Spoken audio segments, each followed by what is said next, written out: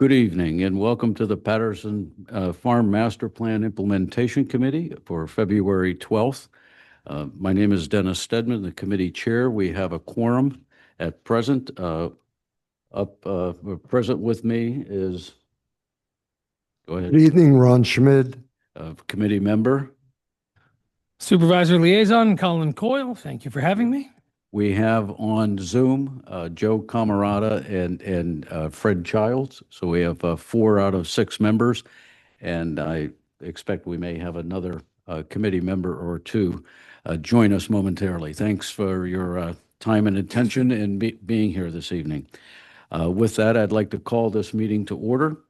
And the first agenda item is review of the January 15th meeting minutes. I'll turn it over to our secretary, Fred Childs.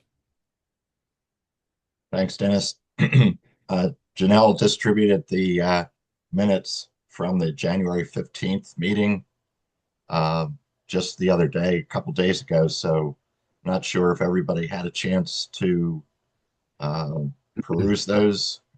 They were reviewed. Dennis and I made some updates and corrections there, but unless there's other requests for additions, changes, corrections, we can go ahead and ask for a motion to approve them, unless you want to. I'll make a motion for to that. approve. Thank you, Ron. Joe and Ron, have you had a chance to review the minutes? I know they were a quick turnaround. I did. Yes. Joe? He did, but I wasn't at the meeting, so. Say that again. I was not at last month's meeting, so I can't attest to their correctness. There is a motion to approve the minutes as presented. Is there a second? Second. Very good, Fred. All in favor, say aye. Aye. Aye. Joe, are you saying aye as well? I'll abstain. I'm going to abstain because I wasn't at the meeting. Okay. Well, right now we have 3 members, so we'll bring that up at another time. Fortunately, tonight we have 2 presentations. The first one is on the Thomas Janney Historical Agricultural District National Registration nomination. By far the longest agenda title we've had so far this year, and to make that summary presentation is our team member Joe, who is also on the Historic Commission and has led the charge for compiling this application. So I'll turn it over to you, Joe. Okay, thanks, Dennis. I have to just get be able to share my screen here. Get this to cooperate.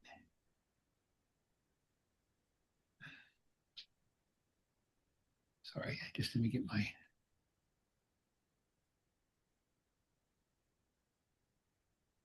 I'm trying to think. I'm gonna have it do this. Share. And then I'm going to go.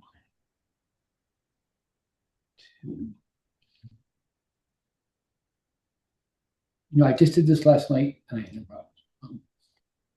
Okay. All right. Are you seeing the presentation now?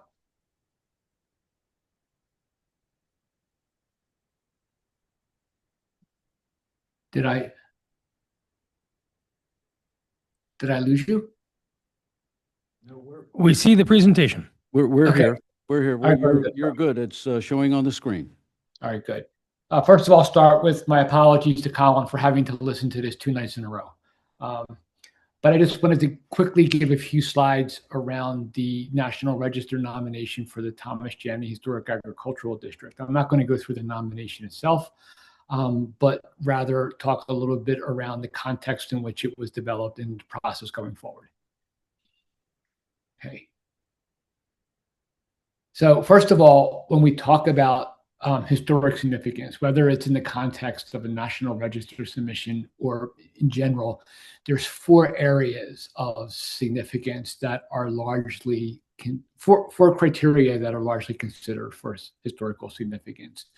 The first is association with significant historical trends. The second is a property's association with important individuals. The third is if it's of architectural or engineering significance. And the fourth is, does it have potential archaeological significance? So for this, Joe, if I could just interject quickly, we're going to make this presentation available in the minutes, and after the meeting, if you want to send it to me, I can send it to those who are interested. So you don't feel like you have to try to copy down everything. I know that's taxing. Is that all right, Joe? that's fine. Absolutely. Yep.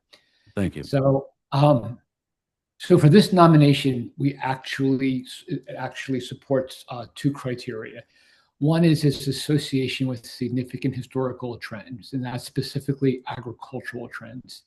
And the second is its archaeological, the architectural significance of the buildings themselves. So just to give you some scope around this, the state, Pennsylvania, had prepared what's called the historic context that talked about the development of agriculture in Pennsylvania starting around 1750 and going through 1960. They've done it for several regions, and one of those regions is southeastern Pennsylvania.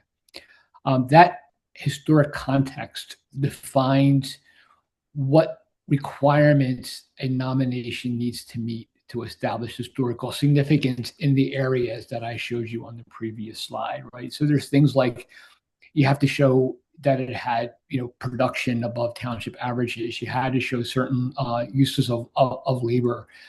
Certain buildings have to be present in order for it to be considered that. So that kind of, if you would, set the context or the guidelines for us to follow as we prepare the nomination. The other is geographic. And what you see on the right-hand side of the screen, this was the original land grant from William Penn to Thomas Janney. He started at the river, went back that long, narrow neck, and then ended back in what's called a backlot, right, which is actually where Patterson Farm is today. So anything that's talked about in the nomination only applies to what happened on the farm itself, on Patterson Farm itself, right, that property. We don't necessarily deviate into anything that happened in the township or by the people that are outside of that farm. So I just wanted to make sure everyone understood the scope of that. There's four reasons why the property matters, or four, I guess I would say, arguments that we make with regards to its historic significance. First and foremost is exceptional continuity of agricultural use. I mean, we were able to pinpoint Thomas Janney II, his son, on the farm as early as 1695. And in the nomination, we present the continued agricultural use up to and including today. We actually have information in there on the Stewart's farming of Patterson Farm today to demonstrate that for that entire period, it has been an active farm. The second thing that's important about the farm is there's visible evidence to changes that's caused by agriculture. And what that means is you can look at the buildings and you can actually see how the buildings evolved along with the agricultural production. A really good example of this is the Satterthwaite barn. The west side of that barn was actually built by Edward Bailey. It may have actually been one of the first bank barns in Bucks County because we date it back to the late 1700s when he built that barn. You can see markings on there which date it back to that time.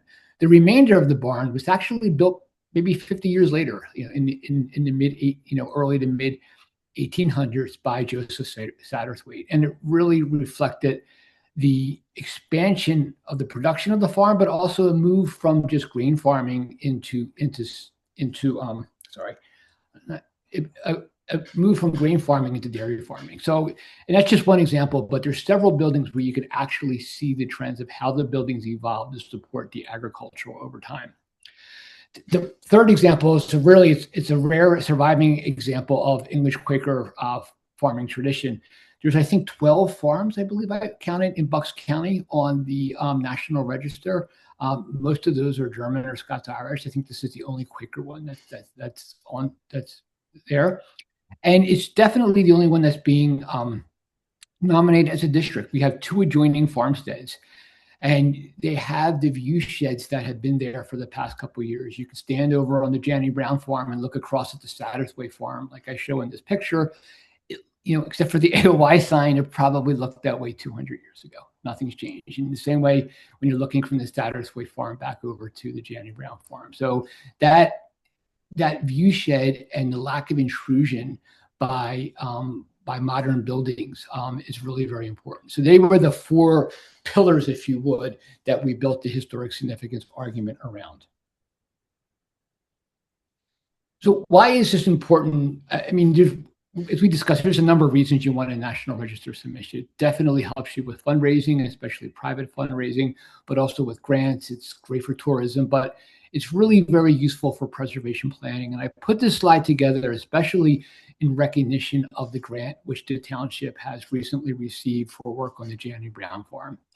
It can really be used to provide practical guidance to ongoing preservation efforts, because as you read through the nomination, especially section 7 of the nomination, it clarifies which elements carry the strongest historic significance and which should be prioritized for retention and repair. And a really good example of this is the pack house, which is in the scope for that grant. In some respects, the front of the pack house is just a pack house, right? Is where people came and packed vegetables.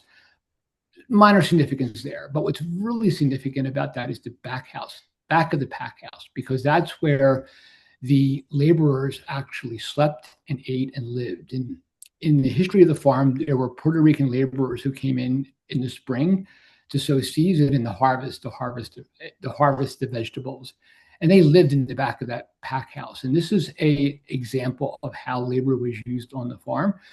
So whatever we do with that pack house, we have to respect the integrity of that part and make sure that we don't destroy the historic significance of it. And then the last point is it really kind of identifies the spatial relationships, materials, and structural forms that should not be disturbed or removed during rehabilitation. So the process itself, it actually started in 2024 because we had to update something called the determination of eligibility for the two farmsteads. That was completed, and that actually kicked off the process of SHPO coming out for a visit and discussing the National Register nomination. The eligible properties proceed to a full. We were eligible, and owner consent is required. So right now, as of today, after the Historical Commission last night, I sent a message to Dave Kratzer, letting him know that the Historical Commission has approved this for nomination. And Dave has it on the select board agenda for next week to get their approval. And then the township itself will be the one who files that nomination because they are the owner. Once that nomination is filed, SHPO does reviews, requests revisions. They may come out and conduct a site visit. They may see things in the nomination where they say, show me, we want to come out and see it firsthand, or they could just come back and ask for additional information. That's called a technical review. Once we pass that hurdle, it goes to the Pennsylvania Historic Preservation Board. This board only meets 3 times a year. They meet in February, they meet in June, and they meet in October. Optimistically, everything goes very smoothly and we can get on that October agenda. But realistically, we'll be on the agenda for February of 2027. And that would mean that we would get the final listings sometime in spring of next year.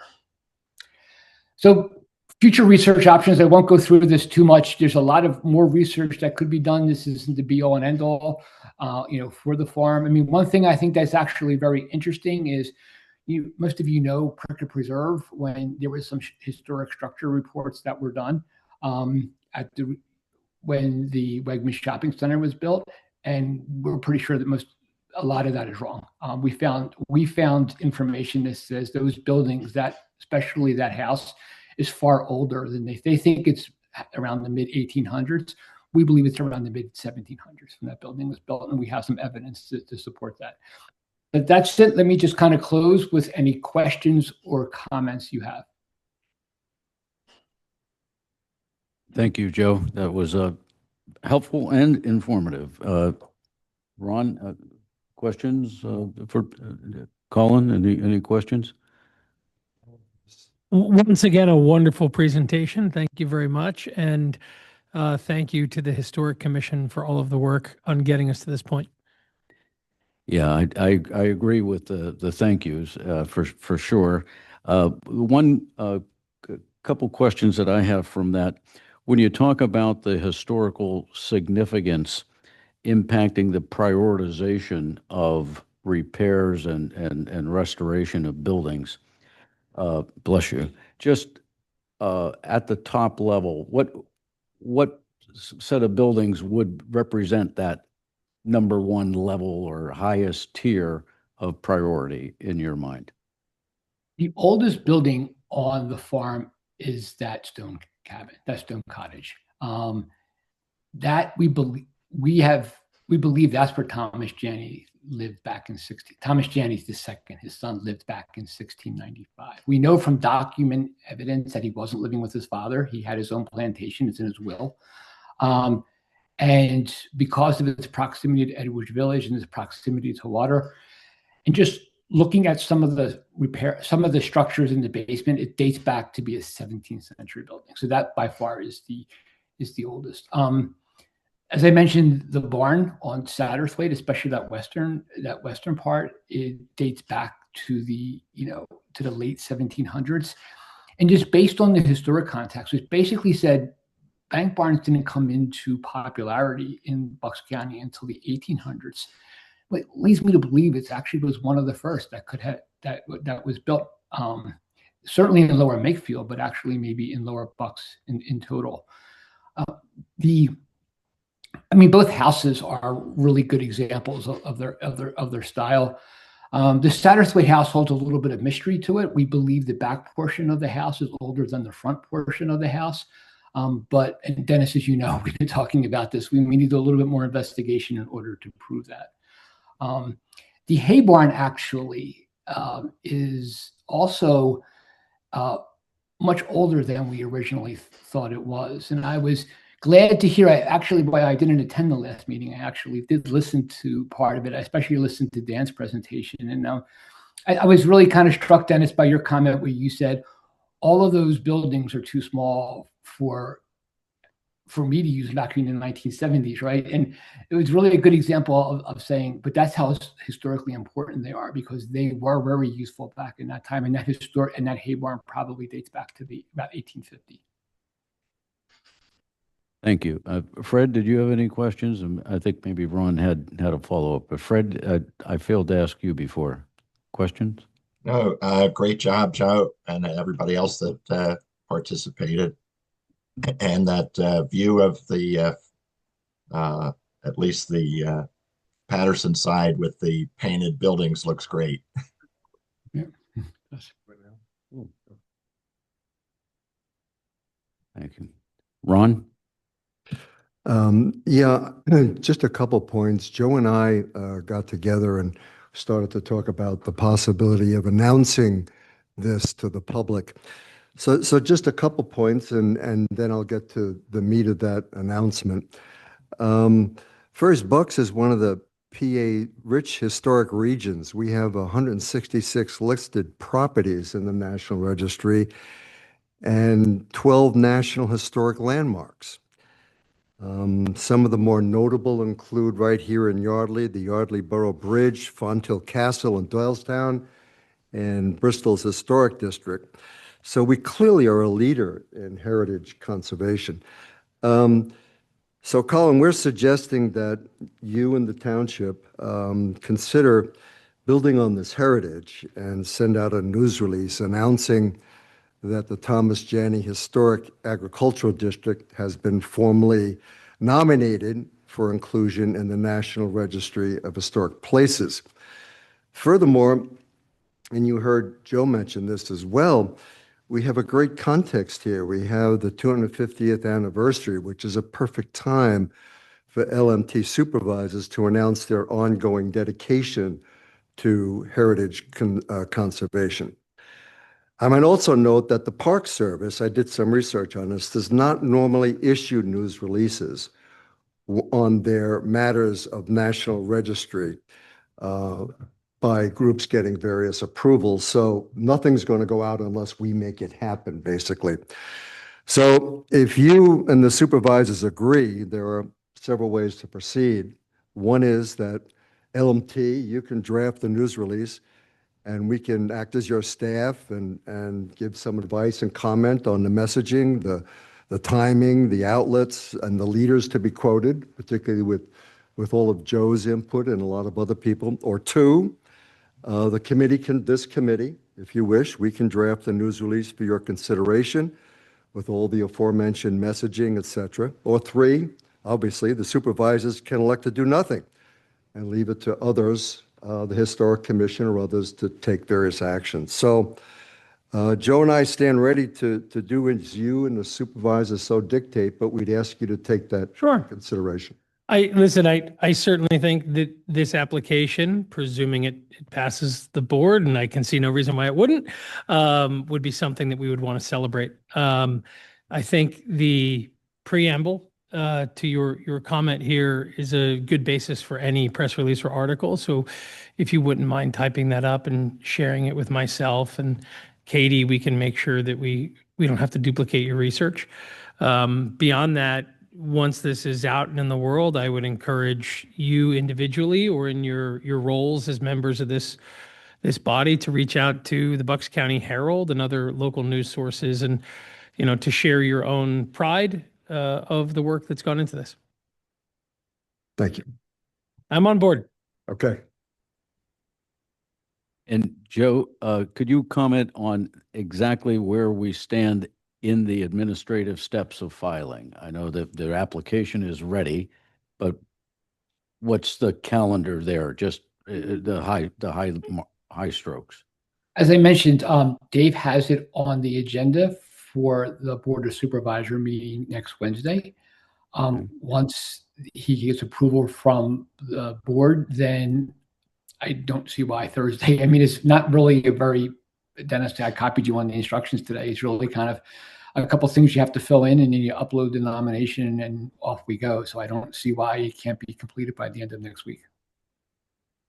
Okay, thank you. Thank you. Any other questions before we move on? Thank you, Joe. I really appreciate all the work. I know you put in countless hours, without a doubt. Mm-hmm. So I appreciate that. The next agenda item is a presentation from AOI. It's the conceptual plan for building reuse at the Janney Farmstead. Bette Sovinee, the executive director, is here from AOI Arts Center. So Bette, welcome.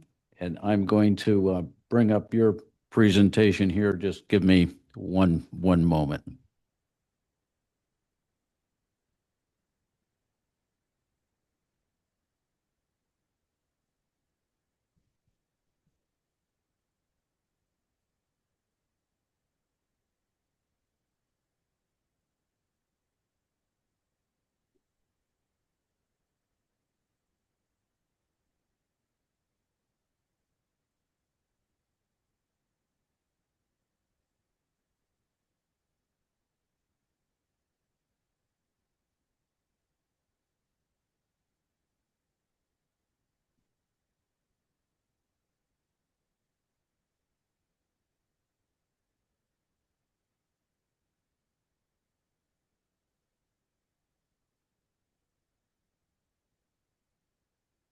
Okay, Bette, thank you for being here.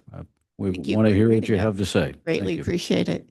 Again, I'm Bette Sovinee. I have the honor of being the executive director of AOI Arts Center, housed in the Janney stone house you see there on the left. It's been a journey from master plan to actually getting to what are we going to do with the buildings. And you have asked our ideas, and I'm here tonight to present to you and the community what we're thinking. Totally conceptual, totally open for discussion.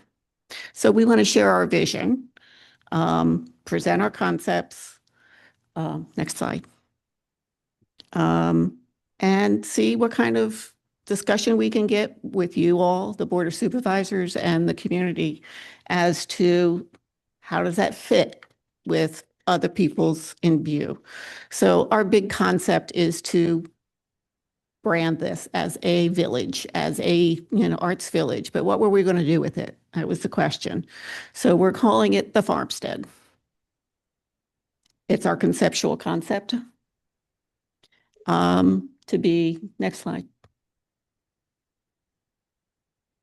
To be, a family-friendly, welcome destination that's based in history, works to preserve those buildings. We are very much on board with a phased adaptive reuse. And we'll bring the arts and education and community benefits, which I'll get into in a minute. But next slide.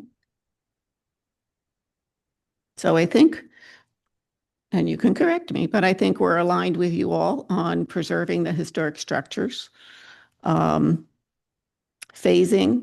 it in based on demand and opportunity. And that opportunity has just happened in December when the township got the grant from the state, the $860,000. So that's kind of kicked things into gear. So there's going to be different and many different funding sources coming in.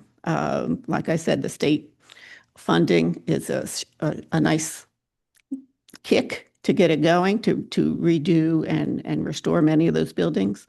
There'll be various nonprofit. There'll be a lot of community and private funding, I'm sure. We'll need sponsors. We'll need developers. We'll need a lot of community support. So we're there and we're ready to share a stewardship role if you want us to. Next slide.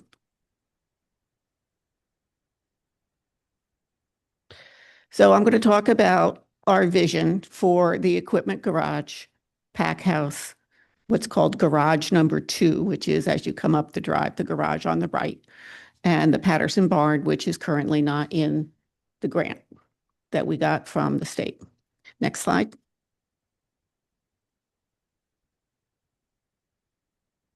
I opted for a green picture rather than a snowy picture. So you only get a partial of the equipment garage on the right. So this is a 2-story building. It's currently used to house the agricultural equipment from the Stewart family. But in order to make this a destination, we've got to have a whole variety of uses. And we would very much like to see this become a public-private enterprise. Find a hospitality vendor in the area that could, put in a cafe, something simple. The lease partnership model, which you've had before. You have it with the pool, you have it with the golf course. And that would give daily activation, a reason to go up, have a coffee, sit, hang out. And, we would like those funds dedicated, if you got, this is all conceptual, right? So if you got the money for a private-public partnership for a cafe on the equipment barn, we would very much like to see those funds in the grant, and I know it's a process, move to restoring the foundation of the barn, because the barn is really the heart of any farm, village, whatever. So where are we? Next slide, please, Dennis. So yeah, like I said, a cafe is going to activate the campus. It means people are going to go there every day. It's going to support the artists coming in for educational programming. It's going to drive visitors and enhance the destination appeal. Okay.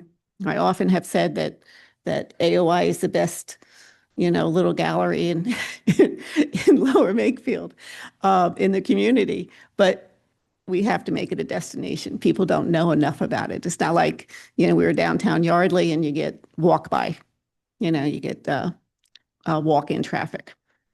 Next slide, please. The pack house. The pack house has been very near and dear to our hearts for a long time. It is a concrete brick building, and like Joe said, it does have historical significance because that back section was where the farm workers were housed during harvest. And there's a big bay and a smaller bay in the garage.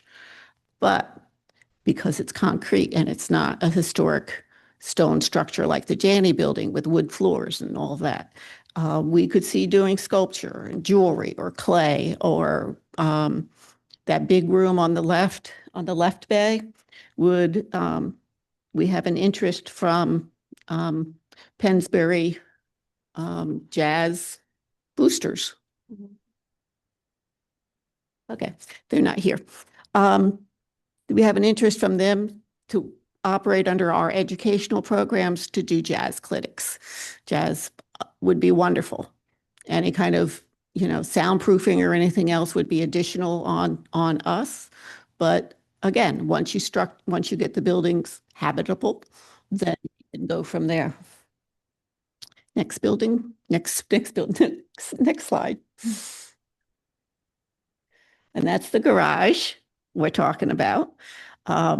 Interestingly enough, upstairs in the loft section, which isn't very big or very tall, you actually have a historic lathe up there. So we know it was probably used for woodworking.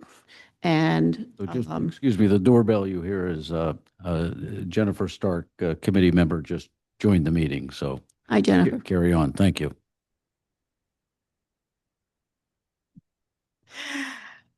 So we see this as a maker space. It's a larger bay and a smaller bay. The smaller bay is currently a courtesy storage area for a Boy Scout troop. But you could open that up between the two bays, make a very nice woodworking shop. We have a furniture maker here tonight who was just delighted to see the space when I showed it to him. Next slide is the barn. When you go out and you want to raise funds, you can't say, yeah, let's save the garage. It doesn't really fly. You really got to engage people and you want to say, let's save the barn. Okay, you can just picture Mickey Rooney and Judy Garland. Let's do it. So it's really the cultural heart. And everything else around it will flow from the barn. And again, it's a beautiful space. Okay, so those of you who aren't familiar with the property, let me just explain. What you're seeing is the east side of the barn, and it goes into the first floor. You have to go actually around the back, go up the bank, which is a earthen ramp, thank you, to get to the second floor. And that is an open space and it's beautiful. And even in the master plan, they identified, putting in an elevator and a ramp, and if the cafe wants to go in the left side of the first floor of the barn, I'm okay with that. But you get the feel. We're looking, you can have exhibitions, we can rent studio space, but you can't do anything until the gopher holes are filled. Okay. And if you don't do anything, it won't be there. So it's very important. Next slide, please. So like I said, a combination of funding is going to have to come in. Let's go to the next slide. So it has to be phased. It has to be phased based on availability of funds and combined with demand. So that's going to limit our risk. It's going to build momentum and allows flexibility. So if demand shifts and you get somebody to come in and wants to do something, you can move it around a little bit. Next slide. This is not, this is just a visioning framework, conceptual. It's nothing final, nothing done. But let's picture, if you will. Next slide.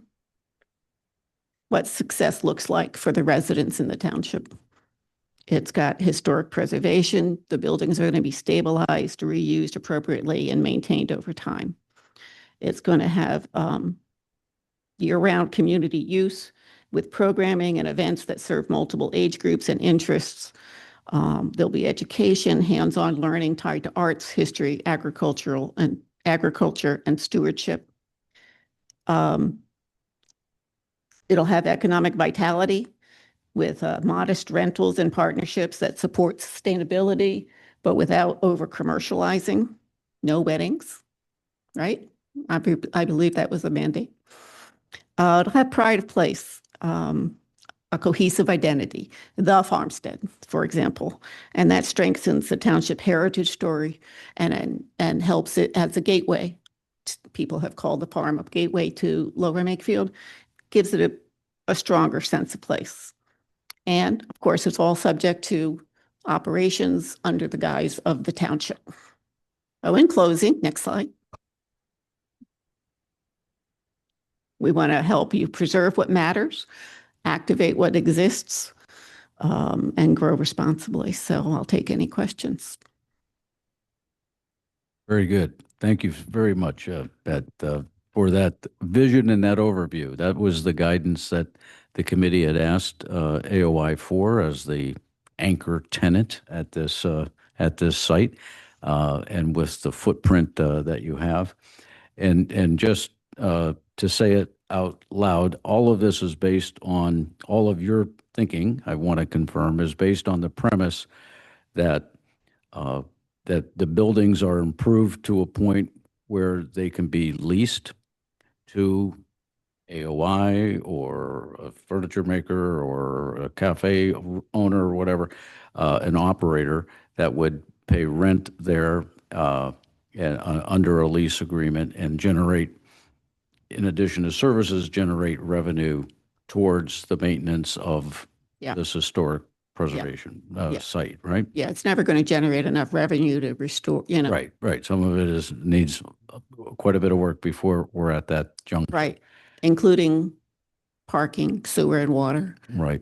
And at some point before there is a lot of public activity at a lot of different venues, whether it's the Pack House or wherever, there's certain infrastructure that'll need to be in place. For example, the master plan called out that we can't keep the agricultural pathways as they are now running right through the farmstead, which made sense if you were the owner farmer. But if we have public events going on there, the plan for new access routes for agricultural equipment would need to be in place before all that can be activated. So there's many bits and pieces that need to kind of be simultaneous or synchronized correctly for that. So let me ask the committee, any questions of Bette? I see Joe raising his hand. Okay. Thank you, Bette, for the presentation, and thank you for AOI's continuing stewardship of the property. My only question was around the cafe and putting it in a place where historically we never had running water or sewer or anything, or even electricity for that matter. Most of these. Did you ever think about somehow housing the cafe in the farmhouse and then taking the activities of the farmhouse and maybe moving them to one of the other buildings? We haven't, but we have currently we have 4 classrooms in the Janney house, the kitchen and the 5th room that is for art storage and the attic. I don't know that another building has that capacity. Yeah. Okay. I mean, even the Pack House only has, well, I don't have it. Even the Pack House doesn't have 4 classrooms. At tops, it'll have 3. And then that central hallway where the utilities are wouldn't be big enough for all the storage we need. Right, and I wouldn't think of moving everything out of the farmhouse. I mean, certainly the part where the gallery is upstairs and downstairs. It's just that the other parts where the fireplaces and the room next to it, historically they were kitchens, right? So in putting a cafe in there, it keeps more or less with their historic use. And we have water and a way to get rid of wastewater there too. So that was my thinking around it. But I understand if there's no other space that could accommodate what you would lose from that part of the house. Yeah. Yeah. Janney House also is people can't go to the second floor who are handicapped. So there's no ADA access to the second floor. So, well, everything's on the table, Joe. We'll think about it. That is the first floor ADA accessible? I don't recall. We have a handicap ramp that goes up.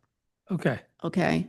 But there's very narrow doorways, very limited capacity for turning. Yeah, you could get a wheelchair through the main flow, but that's why the grant has an ADA bathroom. Yeah. There's only certain rooms you'd actually be able to turn around in if you wanted to change directions and go back. So yeah. Okay. Yeah. Thank you. I just want to say I love the language that you're using here, preserve, activate, and grow. I think it's simple, straightforward, and sensible. Thank you. So thank you for the presentation. You're welcome. Other questions or comments? Yeah, thank you, Bette. I thought that was terrific. I guess my question is, if a furniture maker or someone who can develop a cafe comes to see you after the gopher holes are filled, how do you proceed with this? I mean, what is your role in then going forward? Or how would you raise money for this cafe? How does that all, tell me how that happens.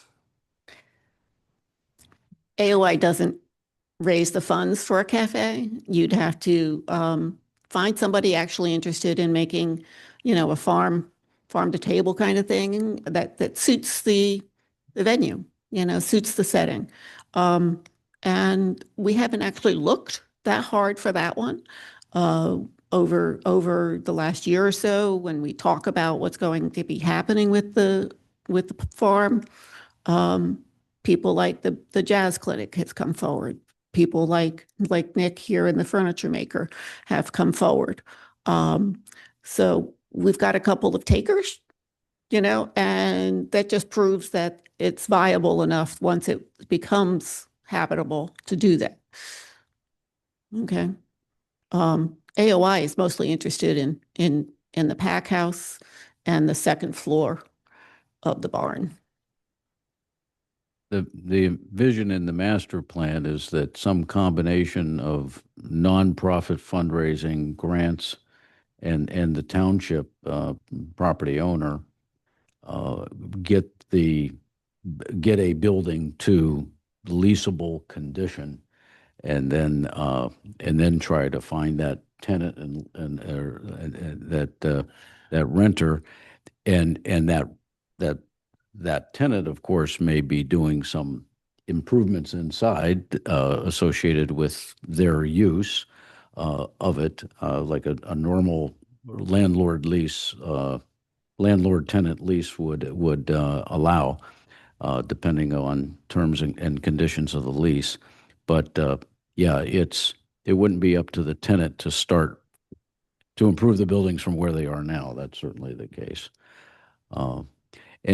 And one of my reactions to your ideas is that, yes, while the equipment barn looks kind of cool, it's far, far, far from ready for any kind of commercial activity. The foundation needs shoring up significantly. The structure is inadequate.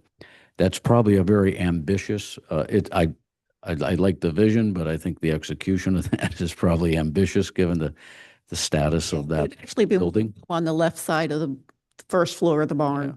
Yeah. It'd be more room. Right. And is it your vision that a cafe, whether it's in that equipment shed or one of the other buildings, is this a year-round a tenant, or is this seasonal with springs? I think if they were going to put the investment in, it would be year round. Mm-hmm. But I drink I'm coffee not, every day. I'm not in hospitality. No, I'm. Sorry, Cal. I said I drink coffee every day. Yeah. Well, that's, Yeah. but that speaks to the degree of improvements to the buildings. You need insulation and heat and, Oh, yeah, yeah, it becomes, yeah. year round just raises that. Yeah, Doug requirement. Seiler had a vision that we'd put a glass wall in where the open space storage is, Mhm. and that it would open up and you'd have space out there. Right. Space out there for whatever. Okay. Okay. But it doesn't do us any good because it just gives us another non-ADA building Hmm. and for classrooms. Right. So Right. Okay. Other questions or comments? Fred? Few things. Thanks, Bette, for this presentation. It's great to see some ideas come forward and actually start to talk in more concrete terms of possible uses for the building. So we appreciate that. A few things. One thing I think you mentioned, Bette, that the grant may include a ADA or bathroom for the Janney house, but I don't see that that's included in the description that I'm looking at for the grant. I know we talked last year about a potential Keystone Preservation grant that included that as an option, but okay. I'm not sure that that is part of what was included in this grant description anyway. But there's, what we're looking at now is prioritizing a long list of what's needed to be done with each of the 5 buildings that were part of this grant. So it's really going to come down to, and we know that there's a lot more that needs to be done that isn't included in that. So that it's really going to come down to the township prioritizing what we can get done with that grant money as a start. One other question I had, which goes back to Joe's presentation. Joe mentioned that for the pack house, because that was labor housing, he indicated there might be some concerns of how the interior of that building is modified. So, Joe, can you shed some more light on what your thinking is there? I mean, yes, Fred, thank you. It kind of follows up on my comments around the cafe and why it belongs on the east side of the farmhouse, right? Because historically that was a kitchen, and cafe and food related things is just a continuation. When you look at the back part of the pack house, I mean, certainly it is usable and it should be used, right? I mean, you have to figure out what to do about that shower. That's one thing, right? But in general, if that was to be, appropriately interpreted and made into a place where people gathered, maybe, sat and ate their lunch or even had a sitting room, again, it's more consistent with how that part of the pack house was historically used. So it preserves the integrity of it. And, we can hang up some posters on the wall and talk about the original purpose of this and the people that stayed there and what they did and how they helped the farm. So it wasn't meant to say that it shouldn't be used, but it should just be used in a way that's sensitive to his historic function. Okay, thank you. And to Fred's point on the current LSA grant that the township has, first of all, the full grant amount was not granted. I think the application was for a little over $1 million, 1.1 or so. 0.2, I don't know. 1.2. We got 860,000. So first of all, not everything in that, all the projects are funded, number one. Number two, the cost basis that was used in developing those estimates was in 2023 without an inflation factor, and we know there's been that. So The cost that were built into the grant that led to the 1.1 or $1.2 million request, we know those estimates were most likely low for execution now. So it will be a lot of prioritization to narrow down what can be afforded to and have the highest impact, the most benefit out with the funds that are available. Makes the case for getting community support and starting fundraising. Right, right. And this committee's had a meeting with the township, with Dave Kratzer, Jim Majewski, and others on the beginning of that process and Jenifer was very much involved, and Fred as well, in how to put out the RFPs and what would be included in the RFPs and some of that process to get the bidding going and to help define that. So that's in early stages, and it's going to take that is a process that is still unfolding. The Just to RFPs follow for up, the Dennis, if I- architectural and engineering? Or Well, their first has to be, in order to, RFPs, I'm talking about what Ron needs to do, and that kind of message that he wants to do for the nomination announcement is to build, find a vision, find something that the community can rally around right. and get them excited. And I think you'll get the money.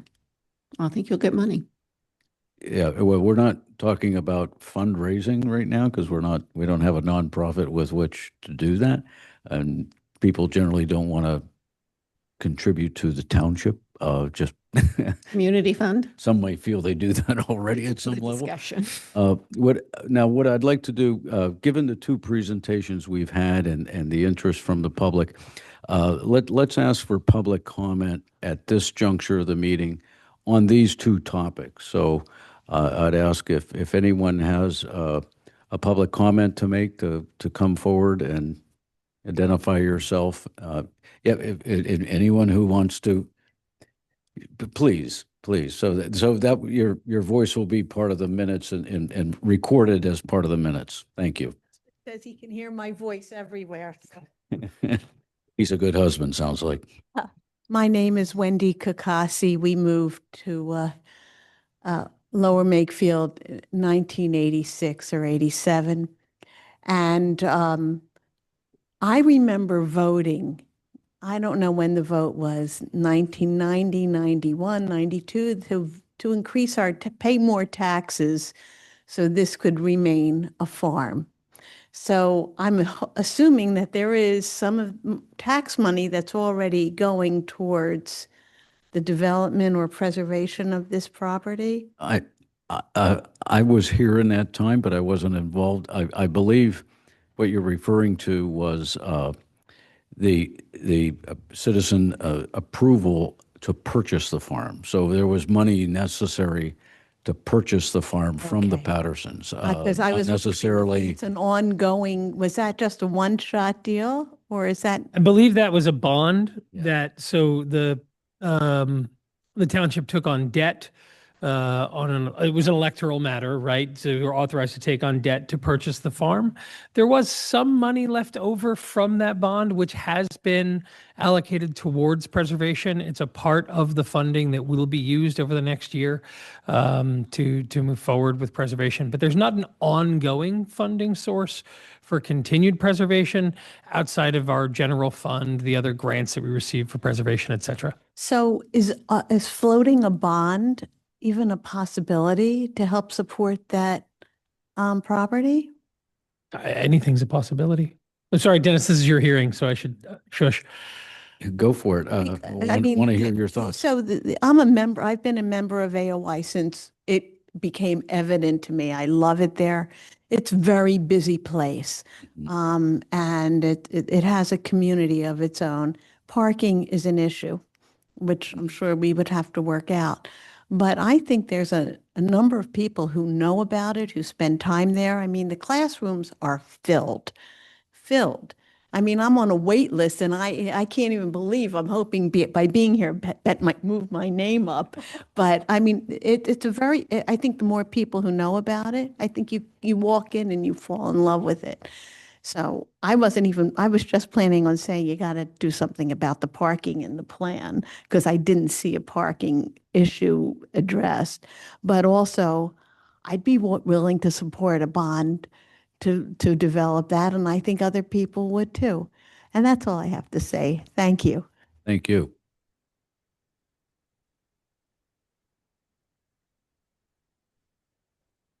Any other public comment? Please come forward. So I did Sit down. Please identify yourself. I am Nick Martyr. I'm a furniture maker. I live in Yardley. I've been wanting to move. Sorry, Nick, I'm sorry. Yardley Borough or Lower Makefield? Lower Makefield. Okay, thank you.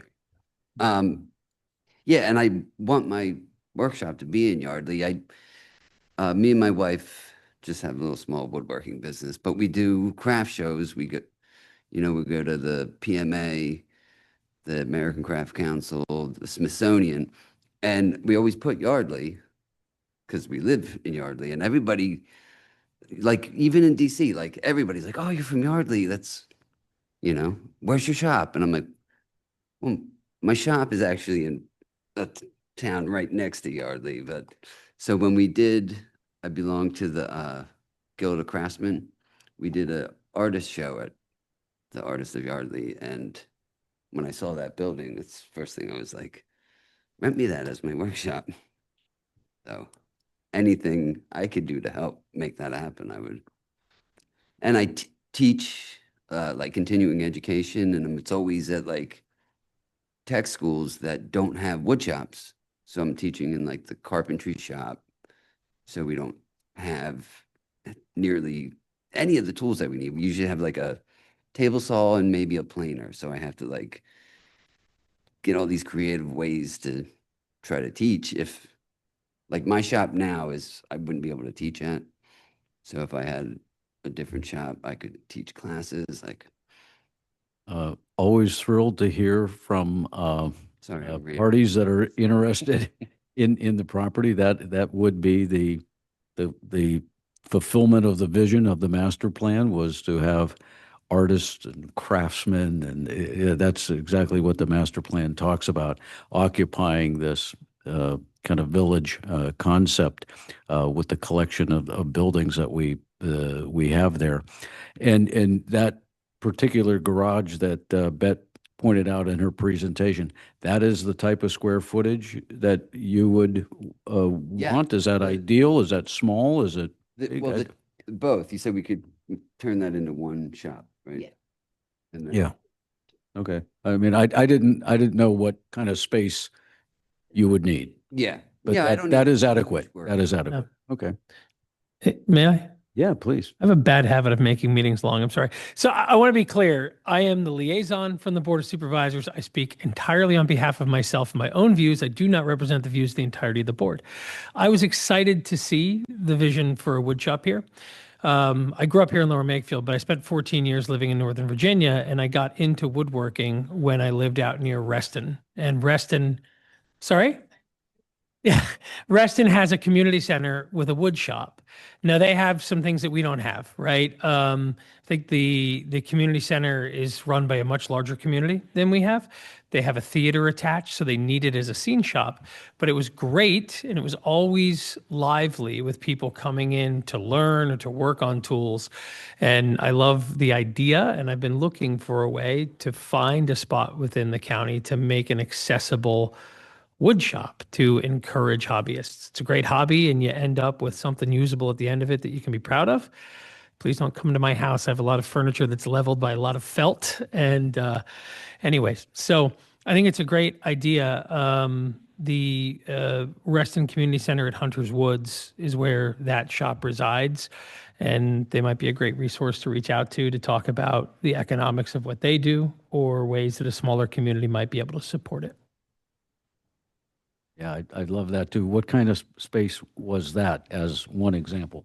It's definitely smaller than this space. It would probably be about, I'd estimate about half the square footage of this room. Oh. If I weren't. Okay. Thank you. Thank Yeah. you for your comments. Thank you.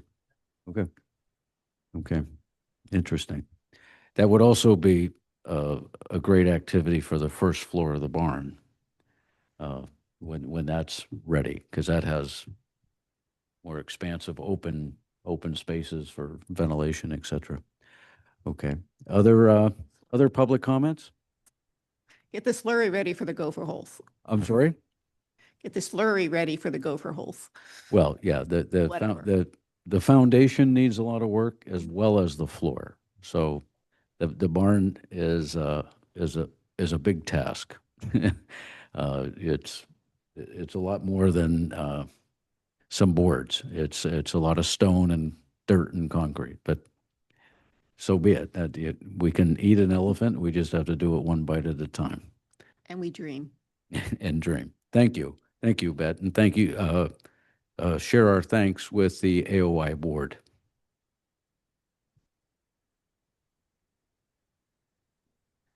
Okay, thank you. With that, let's move on with the agenda. We have 3 other committees, subcommittees to hear from. I consider the Historical Registration Subcommittee that is Joe to have been heard from already.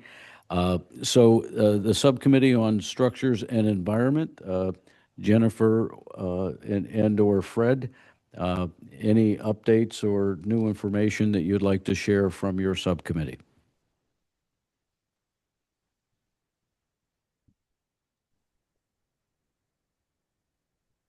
Jenifer, anything you have? Now, can you hear me now? Yes. Okay, We can hear you now. great. I have to apologize. I was literally in some kind of ethereal waiting room for 30 minutes. I think that our committee is basically working on helping with that RFP preparation.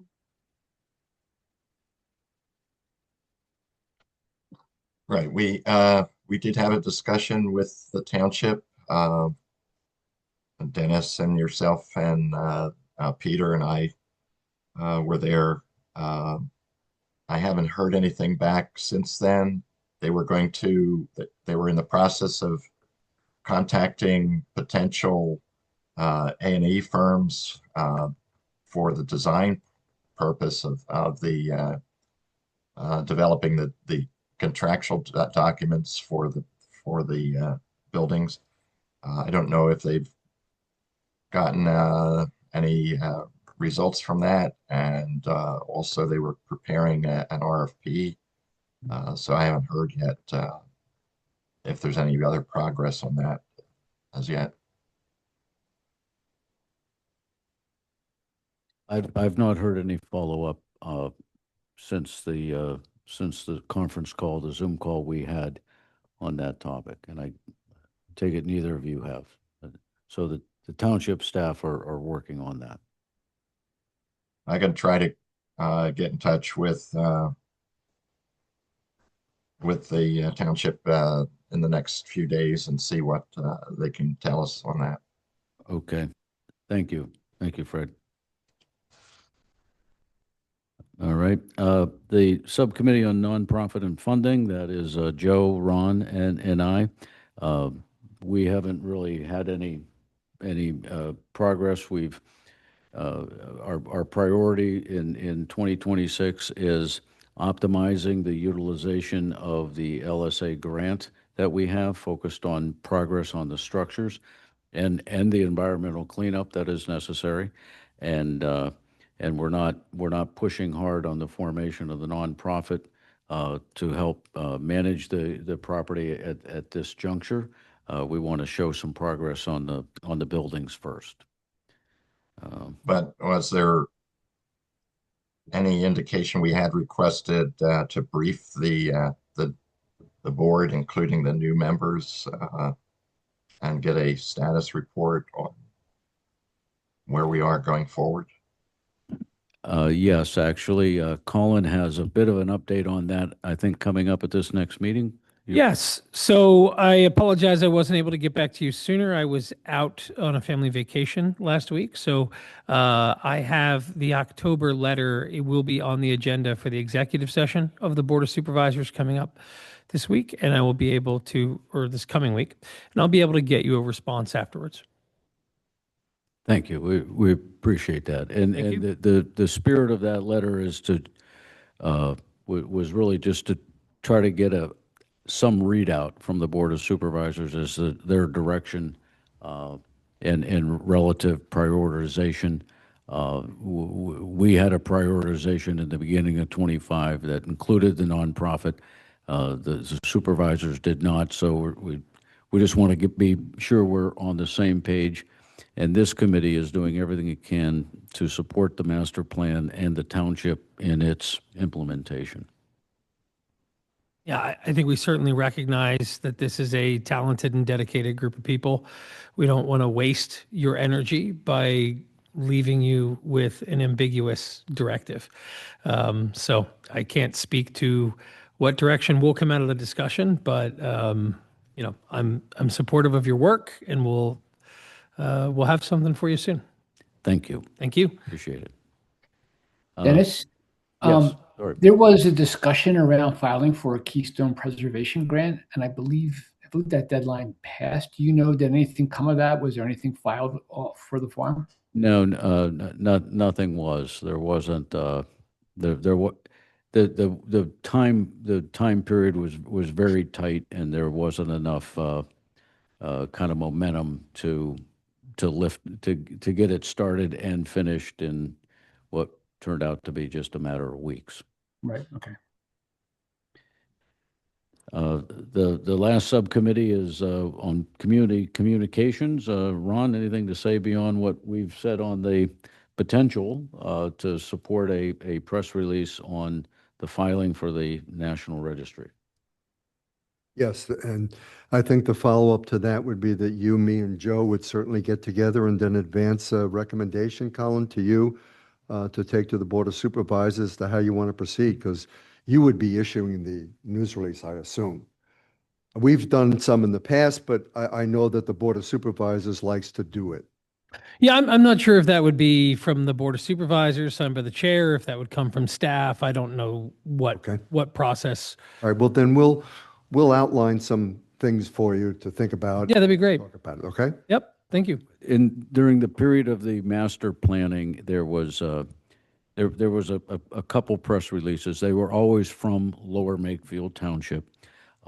In those cases, we were featuring what the master plan committee was doing and the results of that work and that kind of thing. So the committee was very involved in them, but they always were issued, you know, obviously by Lower Makefield, not by the committee.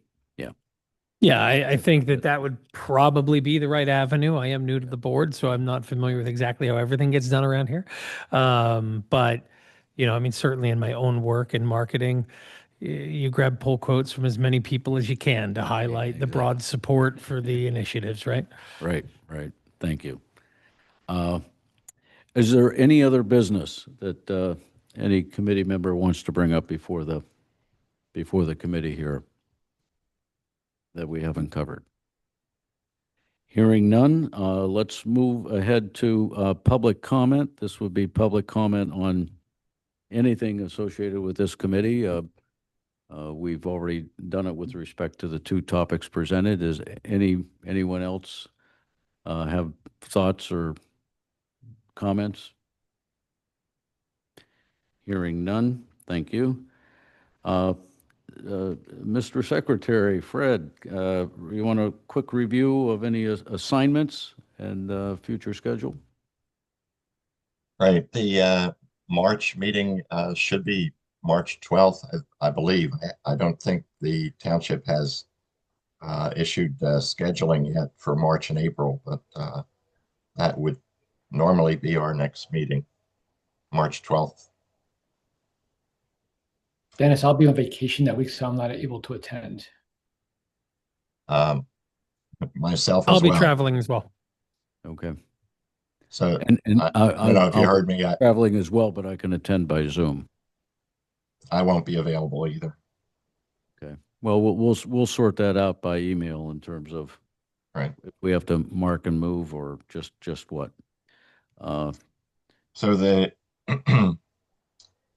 if I understood what you said, Dennis, the January 5th meeting minutes will be deferred to the next meeting. Is that right? Or Well, actually, now that Jenifer is on, Jenifer, did you have a chance to review the January 15 meeting minutes that I know came out late? I did. I'm fine. Yes. Okay, well, in that case, previously, we only had 3 yes votes, so if I could make a motion to approve the January 15th meeting minutes as presented. Is there a second? I'll second it. Okay, there's a second. All in favor, say aye. Aye. aye? Okay, so that now we have 4 of the committee approving, so the minutes are now approved. Thank you for that. The Fred, did you have a short list of assignments, I think? right. Ron, and I guess in conjunction with Joe and yourself, Dennis, will draft up some verbiage for the potential press release. Right. And get that to Colin. We'll also need the copies of Joe's presentation and Bette's to add to the minutes for this meeting. And I'll contact the township next week regarding the status on the LSA grant process. Okay, very good. If anything else from a committee? If not, I make a motion to adjourn. Seconded. Second. All in favor? Aye. Aye. Thank you all for your time, attention, and talent. You're having an impact, and thank you, Colin, for your liaisoning and participating. It's Do my best. Valued. Thank you. Meeting adjourned. Thank you, everyone.